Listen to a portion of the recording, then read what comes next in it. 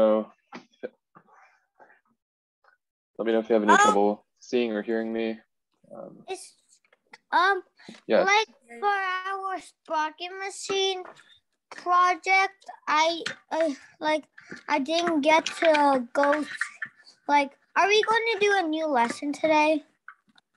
Today we're going to try to finish the project. So by the end of the class, this is the last week. Because I forgot to do like the other stuff that I didn't do. So could I just watch it? Because I can't do it without those parts. Do you have access to the Google Classroom? Yes, I do. I just forgot going there. So open up the Google Classroom, and what I'll do is anyone else missing parts? Speak now, or you will not get the part. But I can upload the file for the part, and then I can show you how you can download a file. And this is good for everyone to see as well, because a lot of the time you will want to download a model that someone else has created. All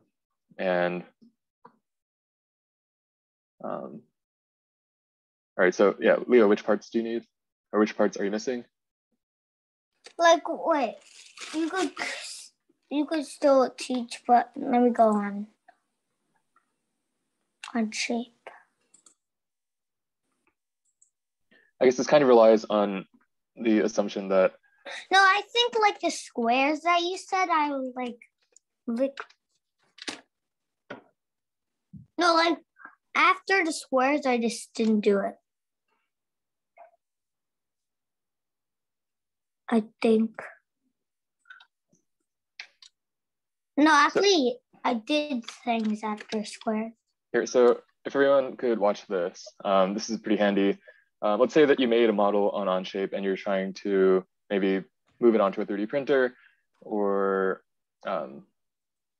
something like that. Let me just put it on my desktop.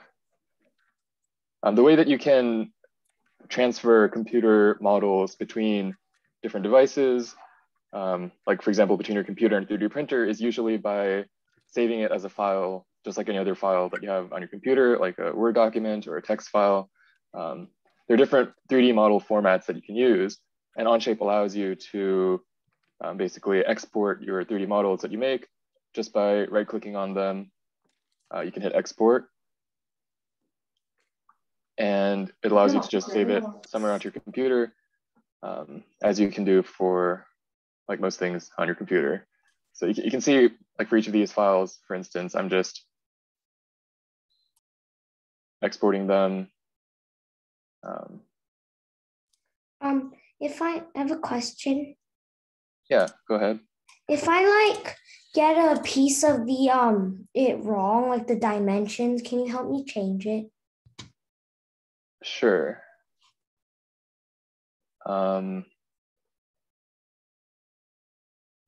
Let's see. How about you share your screen while I upload these files to the Google Classroom? Go ahead.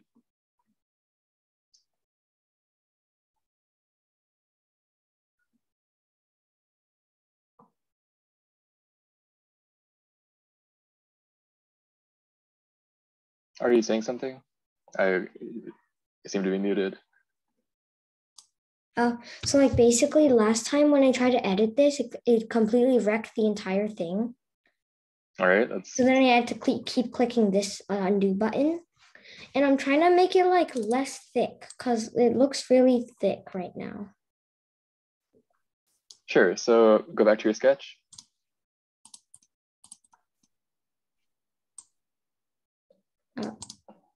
Yeah, a lot of the times this can happen if you set all of your dimensions and then you suddenly need to change just one of the dimensions. And what can happen is that the new change that you want to make to your dimension is mathematically not allowed.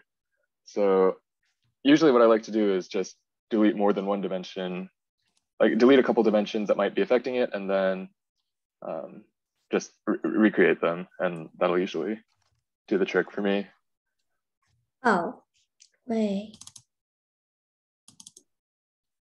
Why does it not work anymore? Oh. But it looks exactly the same as before. Is it actually different? Oh no, wait, never mind, it's different. Oh no, wait, never mind, I figured it out. All right, great. If you could, okay, I'll screen share again. So back to what I was saying, I just made a post on the Google Classroom with the 4 files that are identical to the ones that I've created so far. Remember, we haven't made the link yet. We'll do that first thing.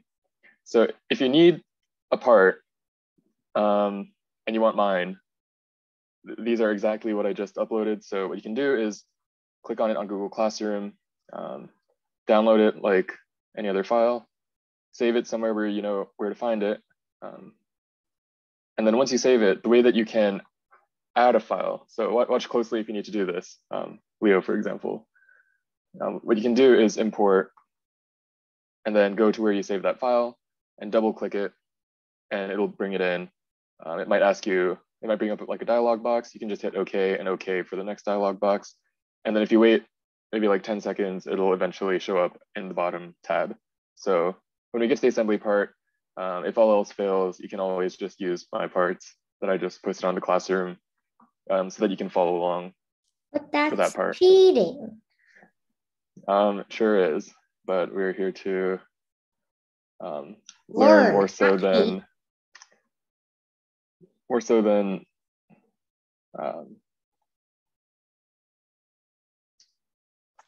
Like anyway. like how do you like gather to the like the 3D printer again? I can talk about that later. For now, I do really want to finish this project because I said we would do it. And so like another we're going one, to try to finish this. Another one, like when you said. All right, so if you haven't already, go down and create a new part.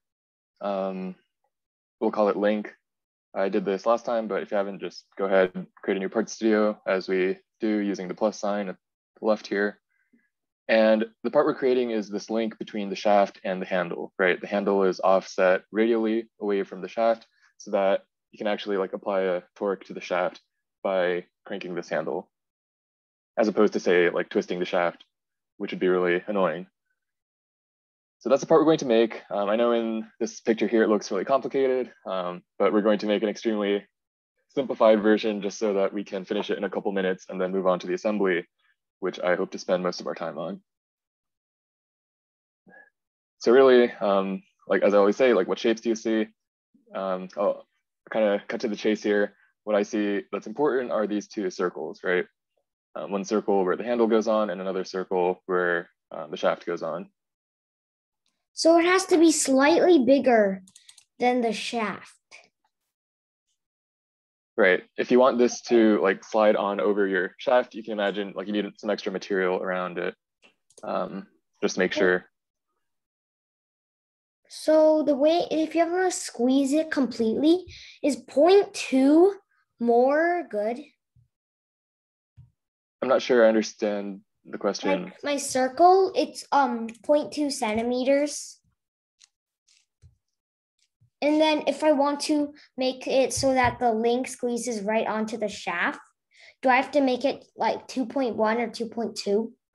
That's a great question. So a lot of it depends. For the sake of our model, you can make them exactly, or as we say, we call that like nominally, like by name. The nominal dimensions are the same because we want them to exactly fit on top of each other. So 2.1. Or if it's 2, you can just make it 2 and then they'll exactly like line up with each other. If you make it 2.1 in the model, you'll get like a tiny gap of like 0.05 centimeters radially. When it comes to real life though, when you're actually manufacturing things, especially in terms of 3D printing, that is something you really have to think about because as you know, like real life, you don't have exact perfect numbers. Everything is always going to have a little bit of a plus or minus tolerance on it. So why are we making the link like this? For the sake of speed, you know, it's all about speed here. Okay, so let's see. I'm just gonna go and take my dimensions. So the end of my handle was 1/2 inch and my shaft was 3/8 of an inch in diameter. So I'm just going to take those numbers.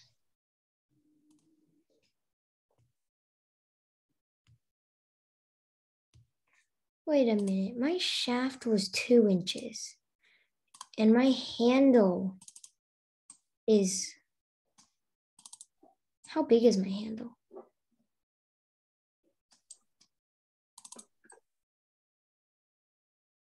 Leo, do you have a question? Like when I came back to the Onshape, I don't have the sprocket, shaft, base, and handle and link. I only have the base. Make sure that you're working in the same document that you were working in previously. I am. Hopefully throughout the weeks you've been like creating and saving your different part studios in the same document. And if not, save it.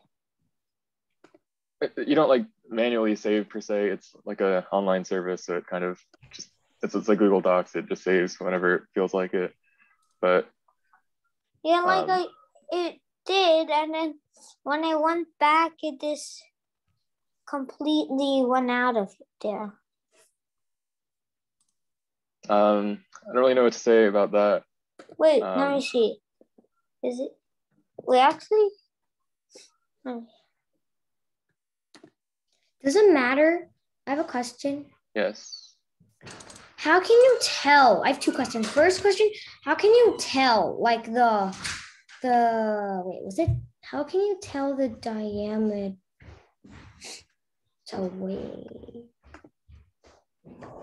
Diameter is half the perimeter. So like diameter is 1/pi times the perimeter, but yes. Well, how do I figure out the diameter of the handle? What I did was, like I said, you can use the measure tool, which is your tape measure at the bottom, or you can just click on it. Tool? You can click on it, and when it's selected, Onshape will display the relevant parameter, which is by default diameter, I guess. 1.4. And this is... Right. So all I've done so far is create a rectangle. I created a construction line that just goes through the center. So you can see I was careful to click on the center of this vertical line and the center of this vertical line so that Onshape automatically creates this midpoint relation, which I kind of need to make sure this line is right down the center. How do you know how long you're supposed to make your link? I just kind of guessed something based on how big the circles looked once the circles are dimensioned. So my circles would be 3/8 and 1/2 inch. So based on that, I just picked a number. And as you'll probably see later on, these numbers are all like things we can change once we look at our assembly and decide, oh, I like this, I don't like this, and so on. Does it matter which circle I make the bigger one and which circle I make the smaller one? It does not. Okay, good. As you can imagine, you just flip it back when you have the 3D object. So I'll just go about making my relations just like we learned so far. So my rectangle is fully black because I dimensioned its height and base. This mid center line is completely black because I made it have endpoints that are right on the midpoint of these vertical lines. These circles, I've now made them coincident to the center line, this construction line that I created. And now all I have to do, these circles are already dimensioned, so I just need to make their location dimensioned. And again, I can just pick a random number. Maybe something like that, and something like that.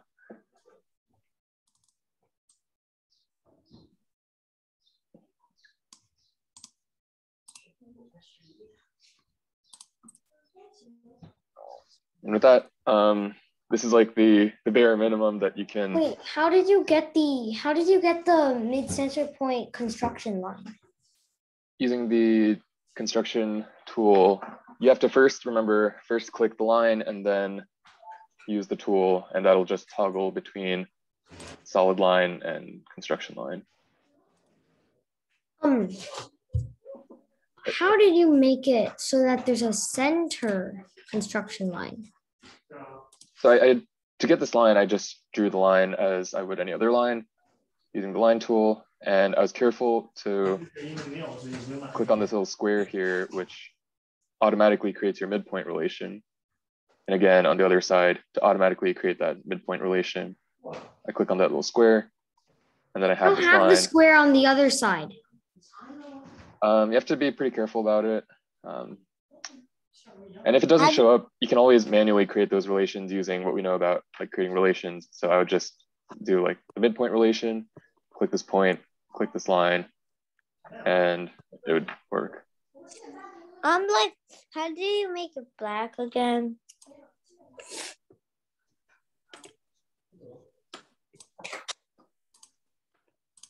Okay, I made the center point line, but I don't have the center. Oh.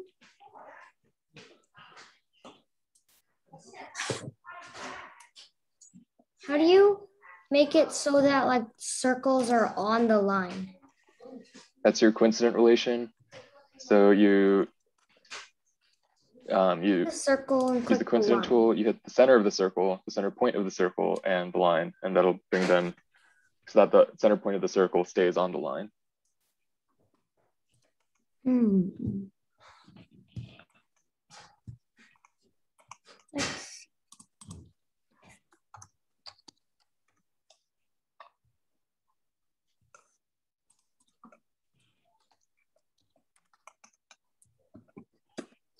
My circles are not black. So make sure their size is dimensioned, make sure their position is fully defined. You'll probably need a dimension to do that. And make sure they're fully related to the construction line, which itself should be black because it's fully related to this rectangle. Like when I do the dimension for 2 and 0.75, it makes it so small. And when I do 0.75, like it just, the construction line just goes on top of the, like the above line. What you should probably do, yeah, Onshape is a bit annoying in that it rescales your view whenever you create a dimension that's like bigger or smaller than what it thought it was. So what I would do there, honestly, it's probably faster to just like delete it and like delete those lines and just recreate them. Like, just make and a new do rectangle. I still need a dimension if it does it again? You should dimension it because that's the only way that we know that our parts will or will not fit together. Oh. But how about if it does it again? Once you create like one dimension, Onshape like kind of sets its like viewing scale, right? Like before you have anything, you don't know like if you're like really zoomed out or really zoomed in because there's no reference. But once you create that first dimension line, compared to yours, it's like small, so it's okay. But is this like when the 0.75 is the problem? Next, extrude. Right. Yeah. When you have this, extrude it to whatever reasonable thickness, maybe like an 1/8 inch or a 1/4 inch. If you're having trouble with the sketch, I would say, like start with a rectangle. Like start with just the rectangle, dimension the rectangle, and then Onshape will grab its like size scale, right? And you just zoom to whatever is appropriate, and then from there create the center line and create the circles, and that should work out for you. I'm going to move forward because I really do want to get you through the assembly as well. So I'm just going to extrude it to whatever depth and call that done. What we're going to find out later on, I guess I'll say this now. You'll notice the handle is a bit like, it's a conical surface here. So it's not like perfectly going to fit inside of this link, right? The link is a cylindrical hole. So it's like we're trying to shove a cylinder into a cone into a cylinder, but don't worry about it. If you are really, if you care about it, you can always go back to the handle and like make a cylindrical part here to fit with it. Oh no. All right, so if you've all got the link, that's great. These are all the parts to our sprocket machine. If you want to, you can improve the appearance of your link by changing the sketch. I'm sure you all have some idea of how to do that. You can also like add fillets. So if you want to round off these corners, for example, this is pretty optional, but it will make it look slightly. How do you round off the corners? Just slightly nicer. That's using our fillet tool, which we have used before. Yeah, fillet. To make like a sphere, for example. But that's really optional. That's just a cosmetic or I want to do it. weight saving type of thing. Where is it? Your fillet tool is going to be in like the second group of 3D tools. Leo, do you have a question? Like, could you do it back, because the circle dimension, I'm still not done with it. No. Okay.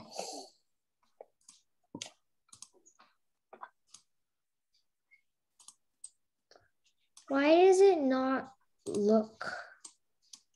I can't figure it out. Depth is really up to you for the question in chat. I think I made it an 1/8 inch, so 0.125. I did 0.5. All right, so if we're all good on this, we're going to start the assembly now. And it's going to be really tight to fit this all in, but hopefully if we all move efficiently and hopefully we remember that one time where we stacked 2 blocks on top of each other and use that experience to kind of bolster your way through this. All right, so we go to the assembly tab. By default, you already have an assembly tab. If not, you can always create one the same way you create a part studio using the create assembly button there. Why does it not fill it on both sides? You need to select every edge that you want to fill it unless you select a face, in which case it'll automatically select every edge that is it like a boundary. You can select a face? I'm not sure if it does this in Onshape, but in a lot of other CAD programs, if you select a face, it'll just automatically pick all the edges. But I say don't worry about the link right now. If you want to do that, you can do that later. We're going to go into assembly and we're going to insert our parts. So we're going to quickly take a look back at the slide and do a quick inventory. So we're going to have 2 handles.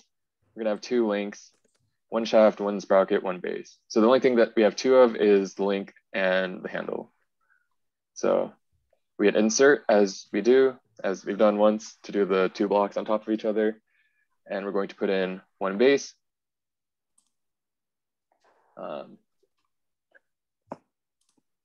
And you click it here in the drop down, and then you click once in your workspace. And then once it's not selected, once it's not highlighted, that's when it's like in there. 1 sprocket.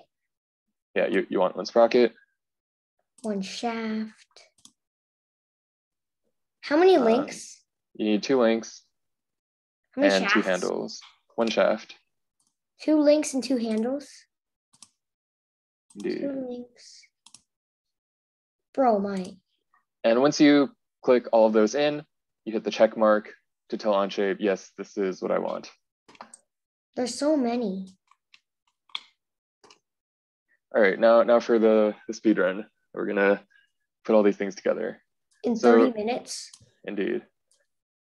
So remember what I was saying, like when you first put things in, they're just free. It's like you dumped it all onto a table, like they can all move wherever they want. They have 6 degrees of freedom. They can move up and down, left and right, forward and backwards. They can spin about X, Y, and Z. So they can like roll, pitch, and yaw, all of that. Like basically there's no rules at all about how these parts can move. And the point of assembly, the point of these mates that we're going to apply is that we're going to take away those degrees of freedom so that there's only a specific way that these parts can move and be located with respect to each other. And so the very first thing I'm going to do is I'm going to pick 1 part and I'm going to basically fix it with respect to the origin of the assembly. Remember, the only thing that you have when you first make an assembly is its origin. That's the center of the assembly. And for various reasons, it's a good idea to make sure that your parts are sensibly located with respect to that origin. So to do that, we're going to use the Fasten Mate. Remember, this is the most basic one. It takes away all the degrees of freedom. It's like glue, right? You can't move, you can't rotate. All you can do is you can still do stuff after glue. It's like a mathematical glue, an idealized Platonic glue.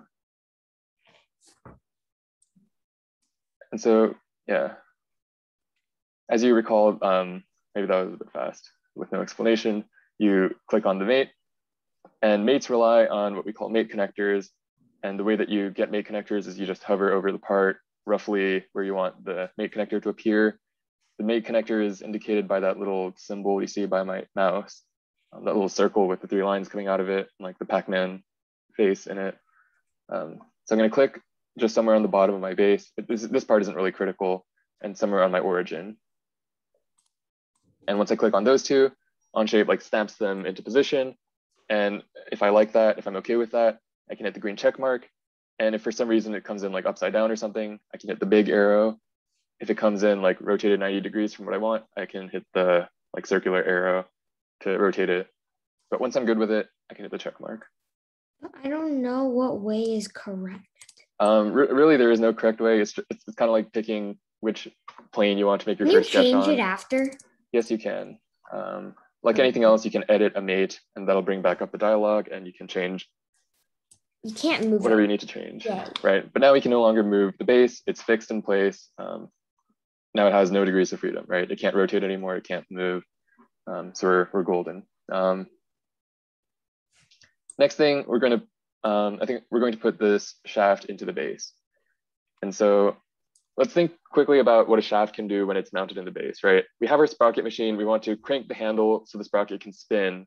So what kind of degrees of freedom of motion should the shaft have? Should it be able to move left and right? No. Right. Should it be able to move like up and down or forward and backwards? Well, which way is the shaft to go? Let's see. If we're going like this, like, do we want the shaft to be able to move like here or like this?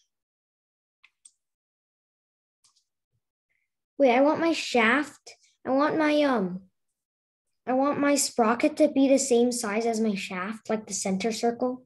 You do want the center bore to be the same size, but as long as you have a center bore in your sprocket, don't worry about it. Like the assembly will still work. It'll just look like there's an air gap, and you can fix that later on your own time. And so to kind of answer my own question there, we do not want the shaft to have any translational degrees of freedom. We don't want it to be able to slide in and out like left and right this way, left and right. We don't want it to be able to move like up and down or forward and backwards in like the radial directions. And in real life, that would be like this is like a bearing surface that prevents your shaft from like escaping the base, right? Aren't we supposed to put the sprocket in before the, oh no, wait, never mind. So assembly, like you're not really constrained by the realities of physical matter. When you're working in here, things can go through each other with no problem. So that's not a problem here, but if you're designing something that needs to be assembled in real life, that's definitely something to think about. Anyway, I forget if I introduced any mates other than Fasten. So I'm gonna reintroduce maybe, or introduce for the first time, the Revolut Mate. And you can see that this allows for exactly 1 degree of freedom. It's like you have a shaft and a bearing, for lack of a better example. It can only rotate about 1 axis. It can't do any of this. It can't do any of this kind of rotation. It just rotates along its axis, and it can't move translationally in any direction. That's exactly what we want. We're going to select the Revolut Mate, and it brings up a dialog box like this one. And again, we need to give it some mate connectors. So here, I want my mate connector to be the center of my shaft. And thankfully, Onshape is smart, and it recognizes that the center is probably going to be a pretty common mate connector that people would want. So it allows you to hover your mouse over the center here and create that mate connector. Now the question is whether Onshape will allow me to create a mate connector here between these. And it seems like it will not. So I'm going to take a step back here for a second. What you can do in cases like these where Onshape doesn't automatically like guess where you want your mate connector to be, you can either like manually create an offset. So you can type in a number that tells Onshape like how far in or out away from each other the mate connector should be placed. Or you can just manually create a mate connector. And that's what I'm going to show you. So this second tool here, right after insert, but before these mates that we learned about, we have a mate connector thing here. And so if you click on that, it allows you to create a mate connector. It's basically like creating anything else that we've created so far. And if I create the mate connector, I guess it's been a while since I used these. So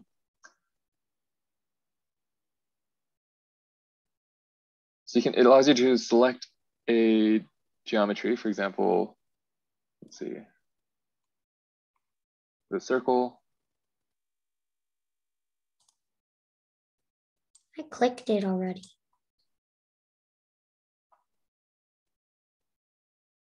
And okay, it's coming back to me. Between entities is probably what you want. Well, let me just see if this works the way I think it does.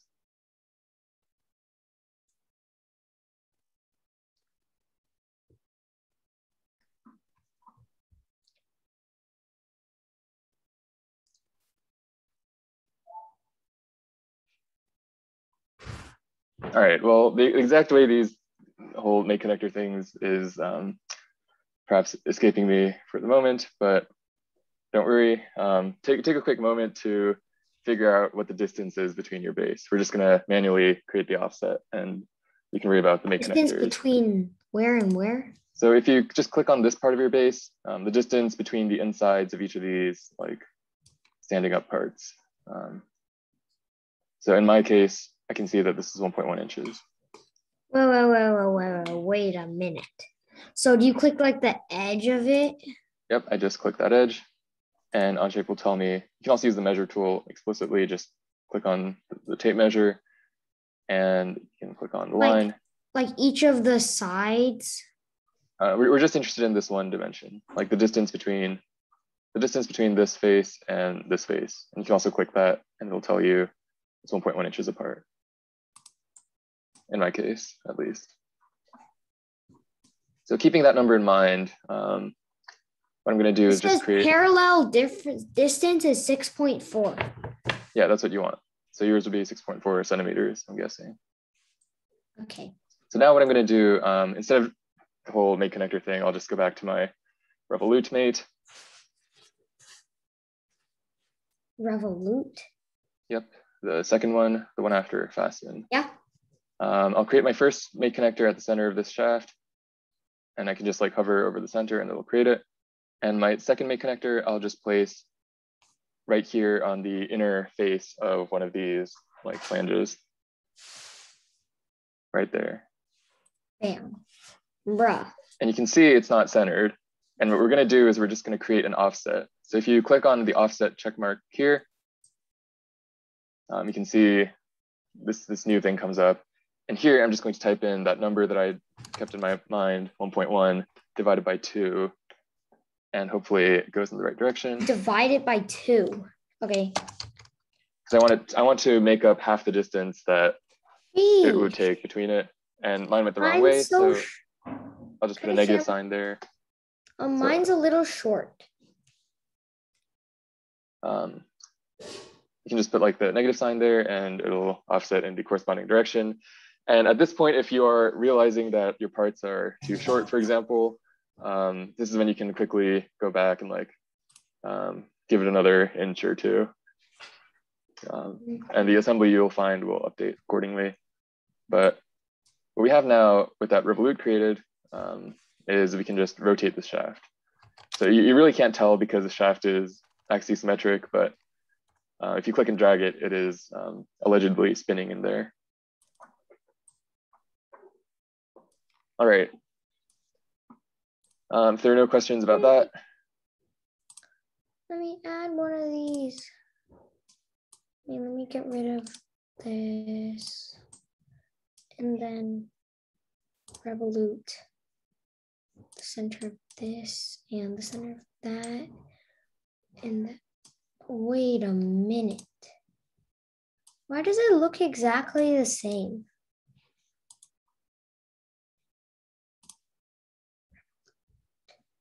If your part's not updating from like when you edit a part, usually when you go to the assembly tab, it just updates. You might want to perhaps like hit that refresh looking button.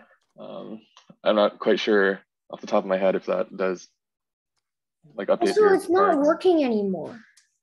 Oh, I forgot I changed it. Whoops. All right. Wait, yeah, it's not working anymore. What is not working? The Revolut. And that the mate is like broken, there's a warning sign or something. No. All right. Just I typed in my 6.4 divided by 2, which is 6.4 divided by 2. What the? All right, well, so as we go into the next thing, let's think about what kind of mate that we want between our sprocket and our shaft, right? So the idea is we crank this handle and the sprocket spins. And so between the shaft and the sprocket, relative to the shaft, that means the sprocket cannot move, because when we crank the handle, the only thing we're affecting is the shaft. We're rotating the shaft, and rotating the shaft is supposed to cause the sprocket to move. So in this model here, you can see there's like a little rectangular cutout in the sprocket, and that's what we call like a keyway. And like in most like real machines, you often use what's called a key, something like that. You have a little rectangular bar that goes in the shaft, and that just locks your components, something like this. It locks your components together rotationally so that the shaft can transfer rotation, it can transfer torque to whatever it's attached to, which in this case is the sprocket.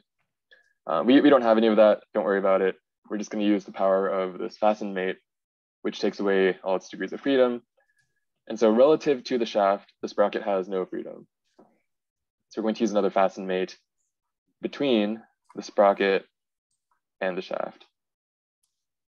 So here you kind of have to be a bit clever. It's really an exercise in like messing with your mouse and like your view position to get the right mate connector. But if you do it right, you can see Onshape like offering these 3 points. And one of them is like right in the middle. So that's the one I'm going to click on. One that covers the entire thing. You can see like where my mouse is right now, and you can see where my mate connector is. Little Pac-Man the one that's in the middle. like, so I want the my one that's in like the very center of the shape. Right, that one. Like that covers the entire area of it, of the center. I'm not sure what you mean by covering the entire Like area of the center. It circles the entire circle. Wait, I think I got it. All right, Yeah, I got it. That's the important thing. So you fasten the sprocket to the shaft, and like even if it's not like perfect, maybe you missed the mate connector and you got one that's like on the edge of it. It's just not going to be like centered, but you can fix that. It's completely centered. So get my check mark. And now what we can observe is if we click and drag the sprocket, it now has 1 rotational degree of freedom, even though I fastened it, because the fasten only took away all the degrees of freedom between my shaft and my sprocket, right? So even if you couldn't tell before, my shaft is spinning right now along with the sprocket. From the shaft's point of view, the sprocket is not moving, right? If you're standing on the shaft and you're like spinning around with it, the sprocket would not be moving. So that's kind of what we achieved right there. Now we just have the handles and the links to attach. So I guess we'll start by attaching these links. Actually, let's do the links to the handles first. So again, when we have our handle and our link, if we think about this assembly, maybe in a really nice machine, like the handles would rotate with respect to the link so that you can just like keep a firm grip on it and you can like crank it. But let's say ours is not quite that nice and you kind of, the handle is constantly slipping in your hand as you crank on it, right? So we're going to fasten the handle to the link so that they can't move against each other, so that they're glued together, as we say. So again, we're going to use a Fasten Mate And here, if you're very observant, you'll note that the handle kind of intersects the geometry of the link. They're going to have like volumes that are occupying the same space. And that is a bit of an oversight on my part, but it won't affect anything. And if anything, it's a good reminder that CAD is not real life. So I'll go in and I'll just click on the circle as my mate connector. So the back circle, right? This back circle of my handle and just like one of the edge circles. So not the center circle, but like the edge circle of the three dots here. Okay. Like when you see the three dots, when you hover here, you want the one on the edge. Whoops. And then I click the end of my thing.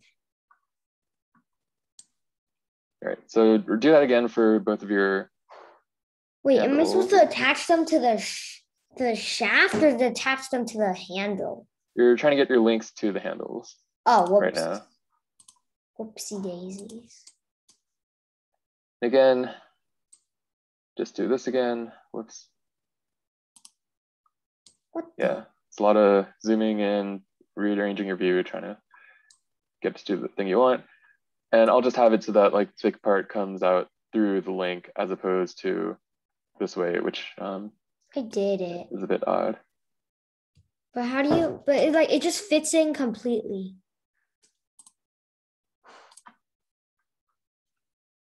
Not sure exactly what you mean by that, but Can I connect it now? so right now we've connected our links to our handles, right? Yeah, can I connect it to the shaft? Right, so now let's take one last moment to think about our motion here. With respect to the shaft, how does the link move, or how much freedom does the link have? It needs Revolut. So if you did a Revolut, what would happen? The link would be able to freely rotate about the shaft. So that means if the shaft were fixed to be perfectly still, I would still be able to crank the handle. And that also means that I can't use the handle to force the shaft to move because the shaft is allowed to like be perfectly still while I move the handle around, right? So it's a fastening mate? Right, this is another Fasten Mate, and you can think of it again like a sprocket or that kind of interface. We're trying to transfer this revolution between the components. We're trying to transfer rotation, we're trying to transfer torque. So in those cases, you usually want some way to lock them together so that they can't slip and rotate against each other. What the? For some reason, when I fasten the thing onto I fastened the link with the handle on it to the shaft, only the link moves. All right, so that's a point that I'm going to explain now. So I take my first mate connector, I take my second mate connector. Those are just the respective circles. And you can see that Onshape only updates one of them.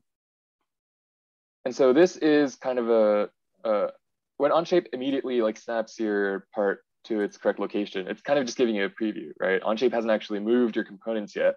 It's just telling you that if you were to create this mate, if you were to click that green check mark, this is where that part would go, but it hasn't actually moved it yet. So it hasn't actually looked at every single other mate in your assembly and like recalculated where all your other parts would be updated to if you were to create this mate. It's just giving you like a light version of the preview. So I redo it. If you want the full version of the preview, you can just hit solve the full assembly, and then Onshape will go through all your other mates, and then it'll figure out where all the other parts should be snapped to actually be like correct. So I snap it, I hit solve, and now my handle also snaps to its correct location. And here I can see that this is kind of wrong. I don't want my handle to go back in through the machine. And so if this happens to you, what you can do is flip the primary axis using the big arrow. And if you do that, it just does that. You can see the handle didn't update, but again, whenever you do something like that, you have to hit solve again, and Onshape will recalculate the new positions of where it's supposed to be. So if you're good with that, you hit the check mark, and now you can really start to see things happen. We only have one handle on so far, but if you grab this, what I'm now realizing is a comically large handle, you can you can grab that and rotate it. And you can hopefully see through the zoom lag. I'm able to spin the sprocket using the handle.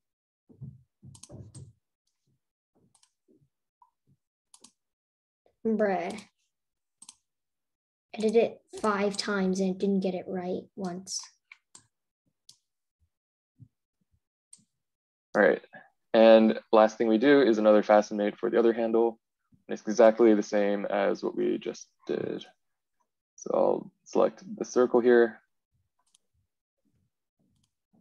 And I'll select the circle here. Let's go, I'm done. I'll make them together, hit solve to see what it does. It looks good to me, and I'll hit the green check mark.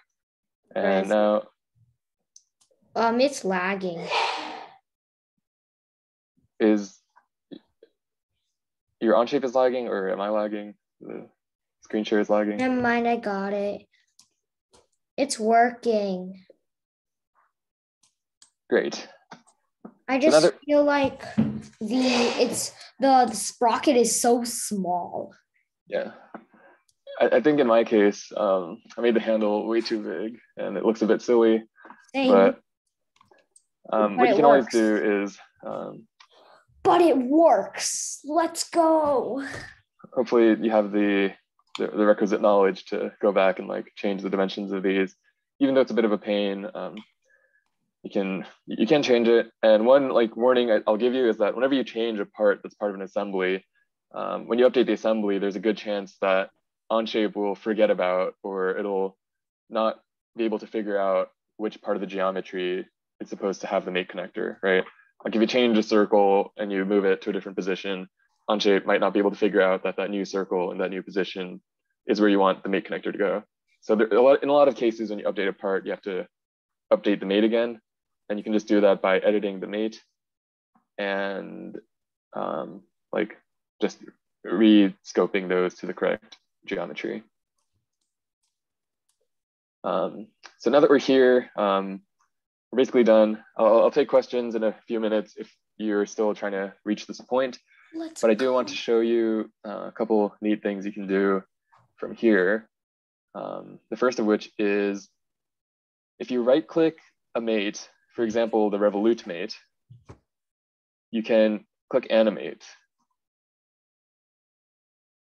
And so you select the mate and it will basically sweep through every position that mate allows. So for Revolut, you can like spin around 360 degrees. So I'll just say 0 to 360 degrees. Steps is like how smooth the animation should be, like how fast the animation should be. And then playback type, reciprocate will do back and forth. Single will just do it once. Loop will do it forever continuously. That's what I want. And then if you hit play, you can see hopefully a smooth animation of your sprocket machine spinning, or my sprocket machine spinning. Mine's spinning too. Yours is lagging. It's unfortunate, but such is the internet. I'm gonna make mine way faster.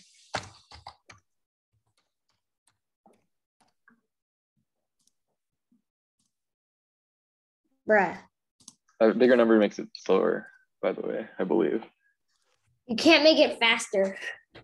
You can reduce the number of steps, and I think then it'll go super fast. I did it. Oh my God. Oh.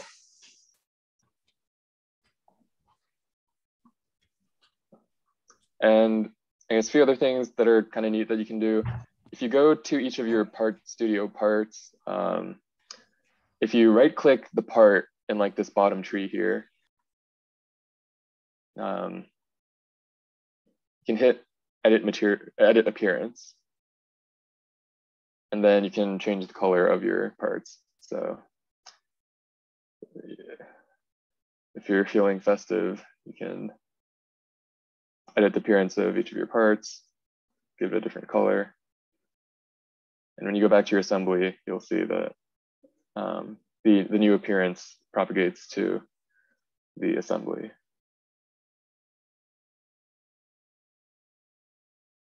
So that's just a fun thing to do. Other things you could do from here, like you can spend more time, put some more love and care into the geometry of like the links or the handle or things like that. You can adjust their sizes and whatnot. You make the machine more complicated, things like that. It's really up to you at this It looks point. like it's from. It looks like Pinocchio. Yeah, it's a bit of a clown machine now, but Yours is lagging like really badly. too bad. Unfortunate. I'm done too. All right. So anyway, what I'll say here now as we approach the end of week 8, which is our last class together. So